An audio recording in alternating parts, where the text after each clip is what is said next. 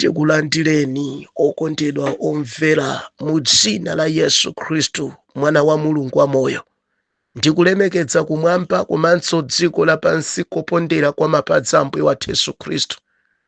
Ndikulemekeza chifukwa cha tsiku labwino limene Mulungu atipatsa. Lero ndiloweruka okondedwa omvera pa 28 December 2024. Mulungu apereka tsiku ili mwachisomo. Tikudutsa tokondedwa, tatsala matsiku ochepa kwenikweni amene tikumaliza nawo chaka cha 2024 tili ku baibai okondedwa. Koma ndimafuna kumapeto kwa chakachi usamalitse mzimayi, usamalitse mzibambo, nyamata tsamalitsa, wapulezitimu tsamalitsa, wakwayala ya chinyamata iwe tsamalitsa, amayi amvano adolika, amayi asala samalitsani adzimayi, adzibambo samalitsani, abusa anzanga, azitumiki otumikira Yehova, alaliki samalitsani kumapetoku. Anthu ambiri amakhoza kuyamba bwino ndikuononga kumapetoku. Ndimafuna ndikupempheni musalole kudziphatikiza ku zinthu za dziko lapansi ayi. Samalitsani, samalitsani okondedwa, samalitsani, samalitsani okondedwa omvera, samalitsani amayi. Mulungu atikonderanso ncholinga andi ndi nthawi yabwino titilengeze chipambano. Pali zambiri zimene tuzachitika okondedwa, kuli misampha ku dziko kuno imene anthu amayitchera kuti kumapeto kwenikweni kotsiriza kwa chakachi wina nkumamwalira koma zosamvetsetseka. Koma tikalengeza lero kupanga chanjano ndi Khristu okondedwa, timakhoza kuzilandisa ku misampha imene kumidima apanga yoti tikaperekede masacrifice ku midzimu ya ziwanda, koma kumwamba kumakhoza kutilanditsa amene anapanga nsampha oti atikolefe. Nsamphawo ndikunkola yekha chifukwa Mulungu watitetezera. Samalitsani okondedwa omvera. Mbale Ambuye akuthangatireni, mulongo Ambuye akuthangatire. Lero tifuna tikambirane okondedwa omvera nkhani yakuti kutsiya tchimo ndi kunsata Yesu. Kutsiya tchimo ndi kunsata Yesu. Munthu akatsiya tchimo mpamene amamba kunsata Yesu, chifukwa tchimo limakuletsa, limakukaniza kuti uzinsata Yesu. Andi palibe amene anganene kuti ine ndimansata Yesu koma ali wochimwa. Ayi okondedwa, sizingatheke. Koma alipo amene umansata iwe olingana ndi chimene chili ndiwecho, chimene chikutchedwa tchimo. Palibe angadzuke kuti ine ndimansata Yesu. Ngati mumamva kuti anthu akupanga udani ndi Yesu ndi chifukwa cha tchimo, fa tchimo ndi mdani wa Khristu, ndi chifukwa anthu amadana naye. Kuteko ngati mumamva anthu akudana nanu okondedwa, chifukwa pa mtima pa anthuwo sanasiye tchimo. Tchimo limampangitsa munthu kudana ndi munthu nzake. Tchimo limampanga munthu kuyamba kusemphana ndi munthu nzake. Tchimo limakupanga munthu umamuona kunyasa munthu nzako. Kuti ukamayenda moyo wa uchimo umakhala kapolo wa tchimolo. Koma iwe sumadzimva kukhala kapolo ayi. Ambuye atithandize. Alipo m'Baibulomu amene anali ndi ntchito zawo nkumamva kuti koma tikupindula nazo. Koma atakumana ndi Yesu anatsiya china chilichonse nansata Yesu. Ndi kutsiya tchimo. Ukatsiya tchimo ndi pamene umamba kunsata Yesu. Kutsiya tchimo ndi kuyamba kunsata Yesu. Sungansate ukuyenda ndi tchimo. Tiwerenga buku la Mateyu mutu namba 4, koma tiyambire pa ndime ya nambala 17. Koma pa 4 potu pali mawu otsogolera amene akulankhula kunena kuti Yesu mGalileya ophunzira oyamba. Haleluya. Verse ya nambala 17. Baibulo kuti kuyambira nthawi imeneyo Yesu anayamba kulalikira nati, tembenukani mtima, ufumu wakumwamba wayandikira. Pamene Yesu ankayenda mbali mwa nyanja ya Galileya, anaona abale awiri, Simoni wotchedwa Petro ndi m'bale wake Andreya, akuponya nkhoka nyanja popeza anali atsozi. Yesu anati, bwerani tsateni ine ndipo ndidzakusandutsani asodzi a anthu. Haleluya. Nthawi yomweyo anasiya makoka awo namusata iye. Atapita patsogolo anaona abale ena awiri, Yakobo ndi m'bale wake Yohane, ana a Zebedayo. Iwowa anali m'bwato ndi abambo awo a Zebedayo akukonza makoka awo. Ndipo Yesu anawayitana nthawi yomweyo, anasiya bwato ndi abambo awo namusata iye. Atate, mu dzina la mphamvu la Mbuye wathu Yesu Khristu, Mulungu wodabwitsa okoma mtima, opereka mavumbuluso m'mawu, tipatseni mfumu chimenecho ndicho chimene tingalankhule ndi dziko ndikumvetsetsa. Sitingalankhule mu nzeru ndi mphamvu zathu kuti dziko litimva, koma ndi mzimu wanu Yehova utitengera kukumvetsa kwa wanthu. Mulemekedzeke mfumu chifukwa cha mawu anu, tilankhuleni ndipo ife tizamva, mu dzina la Khristu Yesu, ameni. Okondedwa omvera, ine chimene ndikuthokozanso kwambiri china nchona kuti ndakhala nanu nthawi yayitali, ndayenda nanu mulendowo. Okondedwa omvera, apa ndikuthokoza kwambiri chifukwa cha nonse amene kuyambira pa Januwale kudzafika lero tili limodzi. Andi Mulungu alemekezeke, akudalitseni, akuzemalira anu chifukwa cha kunkonda Mulungu, chifukwa cha kunkonda Mulungu kumene mwaonetsera. Mulungu alemekezedwe pa inu, andi akulitse zochuluka zichitike m'moyo mwanu, zokhumba zanu zikwaniritsidwe. Pokhala mwakhala okhulupirika kwa Mulungu, Mulungunso akhala okhulupirika kwa inu. Talimbikitsana mu zinthu zambiri, koma ndimafuna ndikupempheni, khala nacho ni chiyamiko pa Yehova. Pamene tafika kumapeto kwa chaka, ena anu mwayenda movuta, kudzafika lero sichophweka, koma Mulungu anakukonderani kuti mutha kufika. Ichi nchifukwa chokwanira mutha kubwera pamaso pa Mulungu. Andibwerani nacho ni chiyamiko. Ena anu mwapindula mu zinthu zambiri, Mulungu akupindulitsani. Ena mwachita mabizinesi, andi chaka ichi chimwakhala okondweredwa. Ena mwachita maulimi, zambiri zachitika mu ntchito, zinthu zimene Mulungu anapezeka ndipo anakhala thandizo mu zimenezo. Ndikukamba kuti ndi nthawi yabwino iyi, pamene tikupita kumapeto kwenikweni kwa chaka, tikhale ndi chiyamiko pa Yehova. Tibwere ndi chiyamiko, tibwere nadzo zozamuyamika nadzo Yehova. Ambuye dzikomo, mwandipatsa mkazi, mwandipatsana, mwandipatsa mamuna okonda, mwandipatsa mkazi omvera, ndili ndi ana Ambuye midaliso limene mwandipatsa ntchito, business, ndamanga nyumba chifukwa cha dzina lanu, ndamanga mapuloti chifukwa cha dzina lanu. Zimenezi ndikubwera nazo Ambuye ndi chiyamiko ichi pamaso panu. Landirani mfumu. Okondedwa, pafunikira pamene tikufika kumapeto kwa chaka, tikhale ndi nthawi yoyamika, tikhale ndi chiyamiko pamaso pa Mulungu pa zambiri zimene Mulungu atichitira. Okondedwa omvera, tikukamba zona kuti amene amatsiya tchimo, okondedwa omvera, ndi amene amamusata Yesu. Otsiya tchimo ndi amene amamusata Yesu. Ukamenda moyo wa tchimo sungasata Yesu, koma tchimo likachoka mkati mwako, okondedwa, umampa kunsata Khristu. Baibulo likulankhula kuna kuti idali nthawi imene Yesu Khristu adafika mbali mwa nyanja, haleluya, ya ku Galileya. And Baibulo likuna kuti kumeneko ndi kumene anayamba iye kunena mawu, kapena kuti kulalikira uthenga wabwino, olankhula kuti tembenukani mtima, ufumu wakumwamba wayandikira. Mawu awa amalankhula ndi Ambuye wathu Yesu Khristu. Ambuye wathu Yesu Khristu atafika mdziko lapansi, atabadwa mwa mwana ndi kukula ndi kuyamba kulalikira uthenga wa Mulungu. Chimene amadzalalikira, okondedwa, amadzafotokozera za masiku osiriza. Ndi apa akuyamba message, akuyipanda message. Koma tamvetsera okondedwa omvera, anayamba kulalikira mbali imeneyo.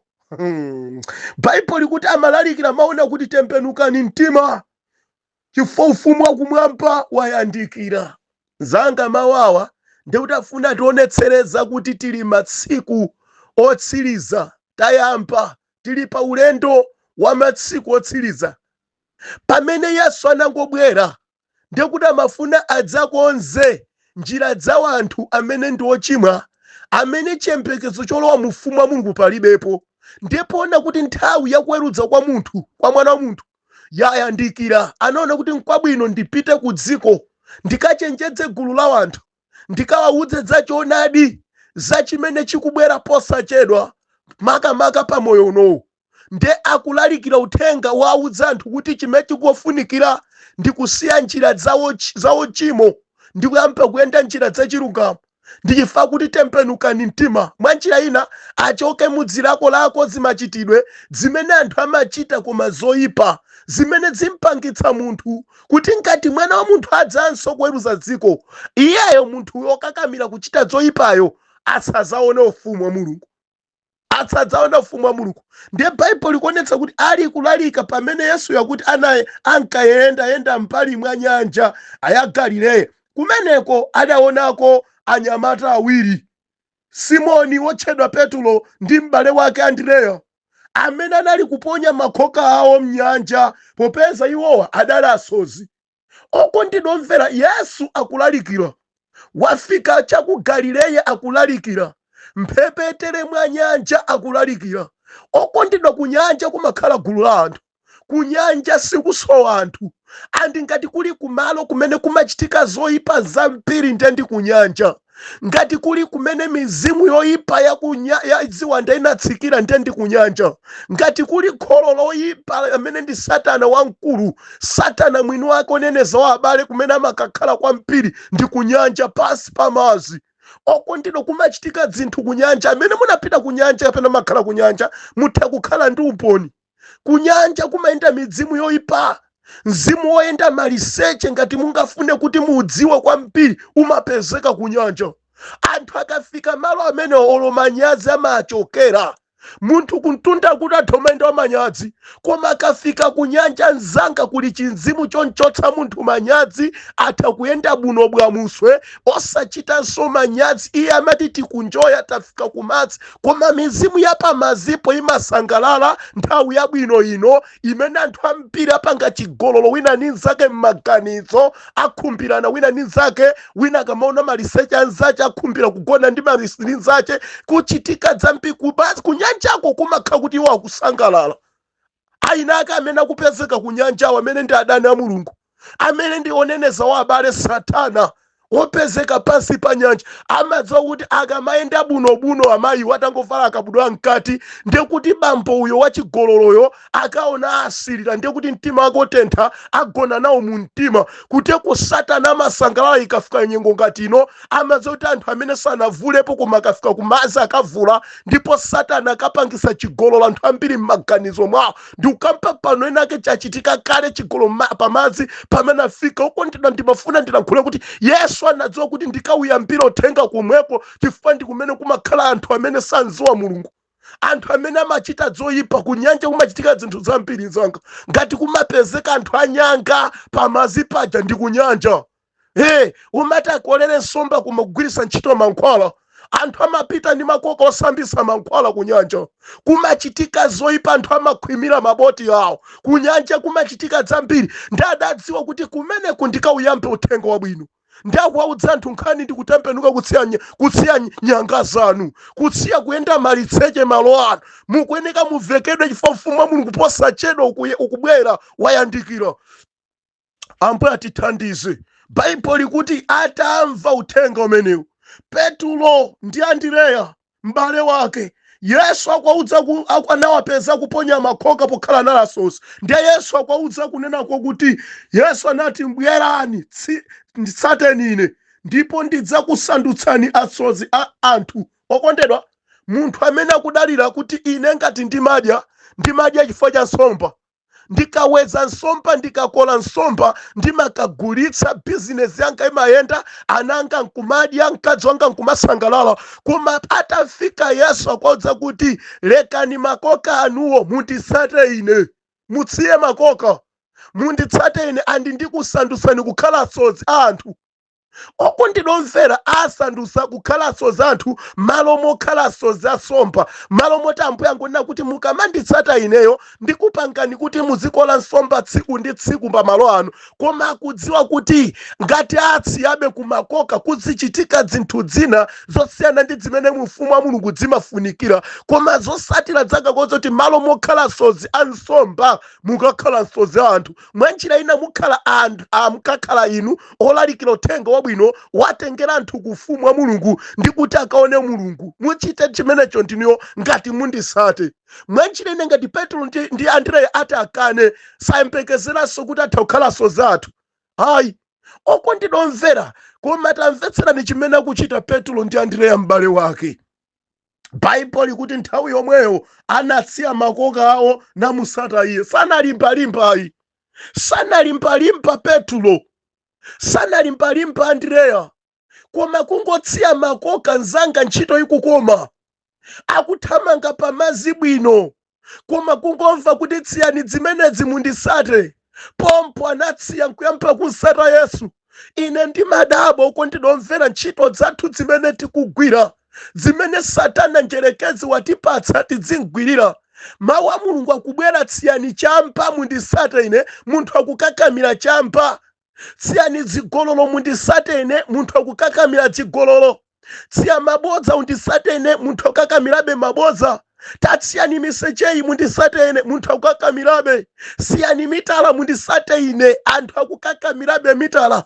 Kugwira zimene sizipereka moyo pakutha pa moyo uno, zimene sizipulumutsa munthu pakutha pa moyo uno. Koma atamva Petro ndi Andreya maona kuti tsiyani makoka ndomatagwira ntchito ya zaka zambiri bwanji ndi makokawo, kaya mapindulira bwanji, kaya mangamo nyumba za malata, koma tamvetserani atangomva voice ya Mulungu, atamva voice ya Yesu. Petro ndi Andreya koma kungosiya di makoka ndikuyamba kunsata Yesu.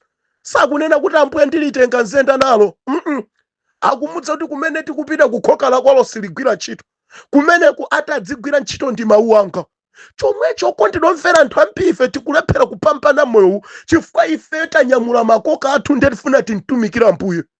Umapemphera inde koma maboza ukuchitabe, umapemphera inde ziwerewere ukuchitabe, umapemphera inde zigolo zikuchitikabe pamwe wako, umapemphera ukondidwa koma kuzikuza ndi nkosayamba. Zimene zotu ndi mtundu wa makoka amene Khristu amanena kuti muzitsiye mundisate nefa popanda kutsiya zimenezo simungasateso zizikuchedwetsani. Chifukwa mukangoti mwakhala pamoyo pena pake sizikwenda, mudzikumbukira nthawi zino ndinali ndikuponya khoka langa. Ndiye mukamakumbukira mudziganiza zobwerera. Ndiye kubwerera kukupangisani musakafika kuchimene Khristu akufuna. Koma chimene Yesu amafuna ndi mtima uvomereza kutsiya ndi kuyamba kunsata iye. Okondedwa ngati simunasiye tchimo ino simungasate Yesu. Pampingo atakupasani udindo, pampingo mutakhala munthu mmodzi mwa anthu ophunzitsa, koma ngati mkati mwanu muli virus ya tchimo, mkati mwanu mukuyendabe kanjere ka uchimo, ndikukamba kuti simungasate Yesu. Chifukwa sitimasata Yesu tili ndi ntchito dzina. Ndifaka Petro anauza kuti musiye dzanudzo mundisate ine, malo moti ntchito yanga ndimene ndikakupatseni. Ino munali ndi ntchito yanu mmasoza andikhoka limunapanga nokha, koma ine ndili ndi khoka langa limene ndichita kukupatsani. Andikhoka limene ndiyoti muzikakolera wanthu kwati ulowesa mu ufumu wa Mulungu. Khoka limene lindiwo mawu a Mulungu okondedwa amene akayikidwa mwa Petro ndi Andreya kuti akalalikira uthenga wabwino, uthenga ukapange anthu kusiya tchimo. Akasiya tchimo alo mu ufumu wa Mulungu, ndekuti phindu la uthenga wabwino atazikalandira ndi Petro azikawapatsa malipiro aka phindu limene ndi Khristuyo. Chifukwa sangayitane kwasisa kuntchito iyeyo sakapasa cholowa. Ayi pali cholowa okondedwa chimene mwana wa Mulungu apereka kwa iwo amene asiya ntchito zawo ipayo ndi kuyamba kunsata iye. Sanasire pomwepo na ulendo opitirira. Bhaibuli kuna kuti atapitanso patsogolo anaona abale awiri, anthu awankaenda awiri. Ndiye pamene panampeza Yakobo ndi m'bale wake Yohane, ana a Zebedayo. Iwowa anali m'bwato ndi abambo awo a Zebedayo akukonza makoka awo. Ndipo Yesu anawayitana nthawi yomweyo, anasiya bwato ndi abambo awo namutsata iye. Tamvetsera nokondedwa, amene ndiye Yakobo ndi m'bale wake Yohane, amene amakhala ndi bambo wawo kumadzi konku Zebedayo, anali okonza makoka, amakonza. Ndiye kuti khoka la wina likaonyongeka amapitisa kwa iwo, mutikonzere khokali, ntchito yawo. Koma kuti atafika pamenepo Yesu anawayitananso, atamuyitana Yohane, anamuyitana Yakobo, anasiya atate awo ndi bwato, iwo nkunsata Yesu. Ndife anzanga mu ufumu wa Mulungu, sitikupita chifukwa tipita ndi kholo lathu ayi. Umakhoza kuwasiya mayi wako, umakhoza kuwasiya bambo wako, umakhoza kusiya kwanu. Ngati Khristu wayitana iweyo, iwe tangovomera usiye zimene ukuchita, nsate iye. Kodi tu Khristu ngati akutiyitana sikuti amatipeza tisakuchita kanthu? Akutipeza tili ku ntchito kale. Satana akutigwirisa ntchito kale, koma iye chimene amafuna ndikutisisa ntchito za tchimozo, ndikuti tiyambe kunsata mu ntchito za chilungamo. Koma lero tili amphiri okondedwa omvera, ooneka opemphera, koma sitikunsata Yesu ayi. Chifukwa kunsata Yesu sikuvala zovala zoyera. Kunsata Yesu okondedwa omvera sikuvala suti ayi.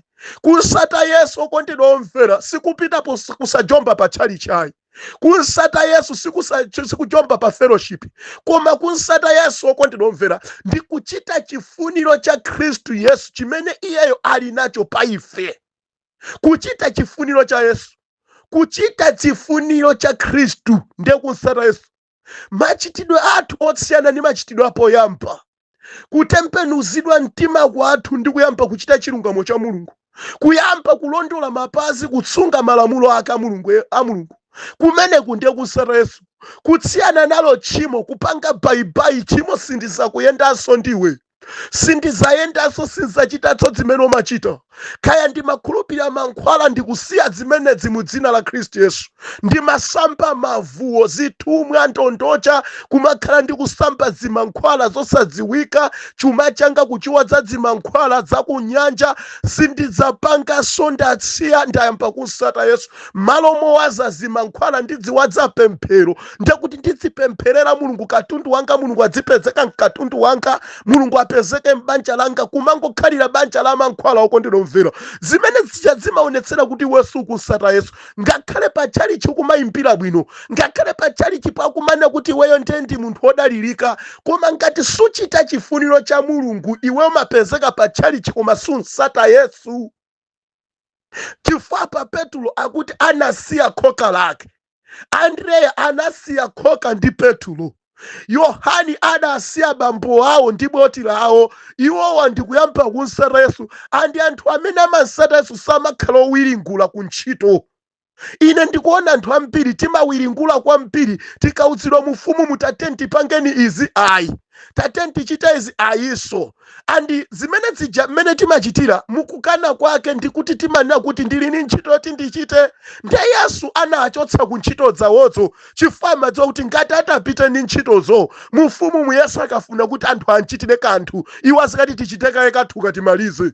Ndiye tikamaliza tiyamba kuchita zanuzo, koma panopa tili business zathuzi. Kuteko lero chikhristu cha mpiri masiku osizano, anthu ampiri apita kopemphera komali ndi ntchito zawo. Ndiye ukamauza kuti lero tatenti pangeni chakuti, lero tikapezeka kuphiri, lero tikapezeka pa church tikagwire chitukuko cha church, lero tikayendera off odwala, lero anthu amana ndili busy, ndatanganidwa ndi dzanga kuno.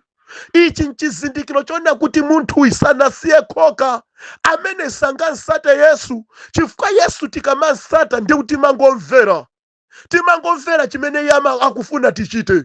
Palibe kuwiringula kwina kulikonse. Akanakhala owiringula Petro sakanansata Yesu, akanakhala owiringula Zebedayo sakanansata Yesu. Koma mwakungomva liwu la Mulungu siyani, adangotsiya sanachite makani kuti ayi zimene zimandipindulira. Ndifakelero anthu ampira kulalikira kumapitabe kwa sing'anga, ndikamatenga zimankhwala zoti atazibangula pa mpingopo anthu azisaza. anthu azipereka mwamphamvu. No, nkhani si imeneyo, koma nkhani ndikuti anthu sanakonzeke, sanayambe kunsata Yesu. Amaoneka ngati ndi atumiki a Mulungu inde, koma machitidwe awo amaonetsera kuti sanayambe kunsata Yesu. Chifukwa amene akunsata Yesu akuyenera kumachita monga Yesu yomene amachitira. Ndi chifukwa tikunsata m'mapazi mwake, ndikuti tikufunikira tizifanana naye monga iye alili. Ngati Yesu ngoyera, ifenso tikhale oyera. Ngati Yesu ndi wopulumutsa, ife tipulumutsidwe. Koma ngati tikuyendabe nkusapulumutsidwa, ndi chizindikiro chona kuti ife sitinayambe kunsata Yesu. Mukundimva kondovera? Si onse amene ali pa tchalichi kuti amasata Yesu. Si onse amene nzanga amapezeka pa nyumba yopempherera kuti amasata Yesu, amapezeka pa fellowship kuti amasata Yesu. Ali nzina zimene amasata. Kungofika pamenepo zibwenza amaziyala pamenepopo. Kungofika pamenepo amayamba zisokonezo. Alipo yena mu mpingo akusokoneza ngati mpingo sukuyenda bwino amakhala iwaja. Ndi chizindikiro choti anthu amene sanansate Yesu. Onsata Yesu amakhala ndi mtima wodzichepetsa. Onsata Yesu amakhala ndi mtima womvera. Onsata ndi Yesu amakhala ndi mtima wachikondi. Onsata Yesu amakhala mtima wachifundo. Onsata Yesu amakhala okondedwa omvera, amene amakhala ndi mtima ochitira chabwino ena okondedwa. Kodi inu ndi onsatadi Yesu nanga khalidwe limene muli nalo bwanji sili kufanana ndi la Yesu? Nanga kuwiringula bwanji mmene mawulingulira? Mapulogalamu ena aliwonse apamaso pa Ambuye oti tichite ayi amakaniratu ine. Koma ine odi mukunsata Yesu. Ine nkuona kuti simunasiye makoka, simunasiye nyanga, simunasiye kuzikuza, simunasiye mwano, simunasiye maboza, simunasiye miseche. Ndiye sizingatheke kumansata Yesu koma ukunenanso miseche. Sizingatheke kumansata Yesu ukuchitanso zigololo. Sizingatheke nyamata kumansata Yesu koma uli wongofutsira umangogona ndi wina aliyense ku dziko kuno. Sungansata Yesu. Yesu ali ndi mbiri yabwino, ndiye kuti Yesu kwene ukhale ndi mbiri yabwino. Koma mbiri imene wanyamula, imene kuyenda nawe ni mbiri yoyipa, mwini wake ndi Satana. Mwanjira ina timakhala kuti ndifa Khristu apakamwa, koma mitima yathu ili kutali ndi Khristuyo. Ndifaka siti kusafa Khristu timasata ndi mtima. Timasata ndi mtima. Chifukwa chimene chimafunikira chikonzedwe mchankati mwathu. Chikakonzeka chamkati mwathu thupi limazavomereza kukonzeka kwa mkatimo. Ndiye kuti amene amasata Yesu akuyeneka akhale okonzeka. Petro akuti ndisiya makoka anga ndi kusatana Ambuye, nomata ndimapindula nalo, nomata ndamanga nyumba za mpiri ku dziko kuno chifukwa cha khoka lake limeneli. Koma ndilisiya masenga anga ndamanga nawo nyumba, mapoloti ndamanga, ndili ndi mashopu, koma ndisiya ndikusateni inu chifukwa kenu kukuphatikizani ndi zinthu zina za dziko mumadana nazo. Ndifake tu Petro akuza kuti sindingaende ndikhoka ndikunsata Yesu, koma kwabwino ndilitsiye. Andisanalidandaule chifukwa malikonda anazokuti ndatenga wina okondedwa oposa khoka langa, zina lake Yesu. Kodi mmadziwa kuti alipo okondedwa kuposa zimene mmazikonda za dzikodzi? Amene moyo unaokatha azakakupatsaniso moyo wina. Kuteko mukakonda za dziko linkuzika kamira zilibe moyo. Andi zimene limathera khokalo ndi mmene inunso muti muthere. Mmene amathera chiwa chimo Satana mbale sazakhala kwa muyaya. Azakaponyedwa ku nyanja yotentha ya moto. Andi ndi ziwanda zake wosakakhale mmodzi mwa oponyedwa ku nyanja ya moto. Koma nthawi yakwana utha kusiya zokupangitsa kuti ukalowe nazo ku moto. Utha kupeza moyo sopano lero. Utalapa nkusiya chimo. Nzanga 2025 ndimafuna ndikupempha lowe uli ndi choncho. Siya makoka ako mu 2024. Ulowe ndi Yesu mu 2025 kuti zako zikuyendere, banja lako likhale labwino, ntchito zako zikukomere, china chilichonse pamwako chiziyenda. Ukakumana ndi nkhondo azikhalapo kutetezera ku nkhondo zako, okupambanisa ku nkhondo zikumanazo. Khanza pa banja, khanza pa ntchito, khanza pa moyo, khanza pa utumiki. Amene akhale Yesu chofunikira tangomvera kuti nditsiye makoka anga, nyanga zanga kusampa mavuo konse ndisiye, ziwerewere zonse ndisiye, kungokhala wothamangathamanga, wankabudula motentha ndisiye, wandiresi motentha ndisiye. Munthu amene ndi masanga owala othwanima oti nkangona nzimayi mpakana ndigone naye, ndikaona nzibampo mpakana ndikuvulire. Zimene zijasiyani mu 2024 okondedwa omvera, kuti 2025 muyende ndi Yesu. Anthu amene atayenda ndi Yesu 2025 ndi okhala amene atasiye ntchito zawo za uchimo ndi kuyamba kumvera nkuchita chifuniro cha Yesu. Khalani mmodzi mwa anthu oterewa pamene mukumva mawu amene akulalikidwa m'makutu mwanu. Mutha kupeza chisomo okondedwa kukalowa nawo mu ufumu wa Mulungu. mulungu ngati musiya ntchito za tchimo zimene mukuyenda nazo mchaka chimenechi. Ambuye akuthandizeni, ambuye akuthandize mbale pamene kupanga chisankho. Mitala ijasiya usalowe nayo 2025. Siya mitala, siya dzibwenzi nzibambo. Uli pa banja pako, lemekeza banja lako. Mkonde mkazi wako, nzimayi mvereni mamuna wanu. Muli ndi mamuna mukupangiranji zibwenzi kumenda mwanseni kama gonana ndi anthu ena. Tamvetsera ngati siya zimenezi 2025 uyenda ndi nyengo zowawa kwambiri pamwe wako. Chifukwa zimene zokha tutu walowa ndi mavuto omwe, ukha walowa ndi ming'alu yomwe. Nde palibe mtendere okondedwa omvera. Nyumba yomayimanga kumayoyamba kung'aluka ili yang'ono isanafike pa nyumba kumene pa foundation simalimba imagwa. Iweyo salole kulowa ndi mphamvu zawoyipa Satana mu chaka cha 2025. Siya china chilichonse ngati unali nzibwenzi zithetsa zimenezozo. Uwauze kuti chaka ichi ndifuna ndimtumikire Ambuye ndi mtima wona. Ndifuna nditumikire banja langa lalephera kutumikirika, banja langa likulephera kupanga survival ifa ndikulipangisa ndineyo. Munthu ina kunena zona ndili ndi mtima osayamika. Amuna ngama ndichitira china chilichonse koma ndili mchibwenzi. Ndimayenda mchibwenzi, ndili kuyenda mchibwenzi. Amuna ngasama ndichitira cho ndikhumudwisa koma ine ndimayenda mu moyo oterewo. Akazanga sama ndikhumudwitsa koma ine ndili mchibwenzi. Akazanga ndiopemphera kwambiri koma ine ndimachita izi ndikusiyana nawo ifa ndi wanyanga. Siya nyangazi yako nzanga umusateso. Munyanga simugonedwa. Alipa inu akanapanga nyangazo koma anapita kumanda. Anafa. Iweso nyanga zili nthumba zili nyumba ukuzipembezera utakumwalira kukalowa kugahena koma lisanafike tsiku lotereri ndikupempha tsiya nyanga zako 2025 uyende ndi Yesu. 2025 uyende ndi Yesu. Siya makoka ako 2025 uyende ndi Yesu.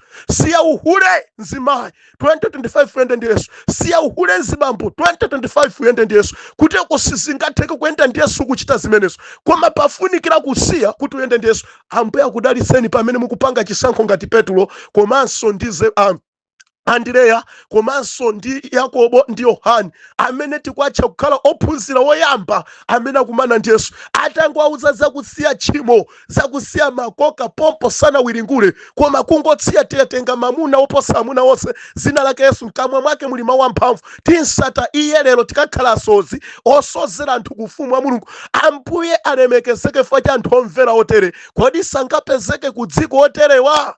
Mulungu akudalitseni okondedwa pamene mukupanga chisankho chotere. Mawaso tikumanepo mpangati mkwatulo suchitika kufikira titaona chimene Mulungu akufuna kuti inu ndine tikhale. Ambuye lemekezani mawu anu mu dzina la Kristu Yesu. Amen.